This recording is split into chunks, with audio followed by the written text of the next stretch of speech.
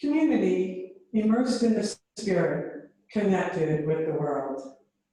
My dear sisters and associates, we hold in our hearts all those who are suffering from the many consequences of living in this uncharted territory of a global pandemic.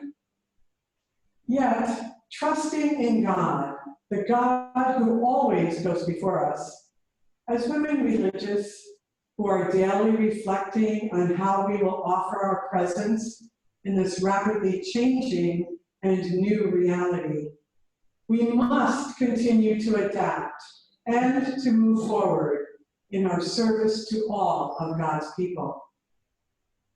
Even in the midst of this time of tragic COVID-19, it is with great joy and with deep gratitude for the blessings that God has generously given to us as a congregation that I, in fidelity to our Constitution and with the deliberative vote of the General Council, hereby convoke the 30th General Chapter of the Congregation. This General Chapter will be held in October 4th through October 29th, 2021 at the Provincial House in Curitiba, Brazil. The General Chapter is the representative assembly of all the congregation's members, and it's a time to renew the congregation in the light of the gospel and in the spirit of our founder, in view of serving the church and the world more effectively. Chapters are an experience of faith and sharing, a special time of prayer and of attentiveness to the Holy Spirit for the entire congregation. It is a time for renewal, a sacred time when with great openness and candor, we evaluate how we are living our charism in the light of the context of today's diverse and global reality. And then we freely choose the changes we need to make to faithfully serve the community of God. This spirit of being in General Chapter starts now, as we all begin this journey of preparation and reflection, using discernment as our process. The scripture readings of this Feast of Pentecost set the tone for all of us as we begin this path to our General Chapter. St. Paul, in 1 Corinthians chapter 12, reminds us there are different kinds of spiritual gifts, but the same Spirit. Different forms of service, but the same Lord. And different workings, but the same God. And that to each of us, personally, the manifestation of the Spirit is given for some benefit. During the months of chapter preparation, we will have the chance to share how we have been living these varied gifts of the Spirit. While listening to the Spirit in one another and in other lay collaborators, we will come to know how we can more deeply be connected with and in service to the people of God.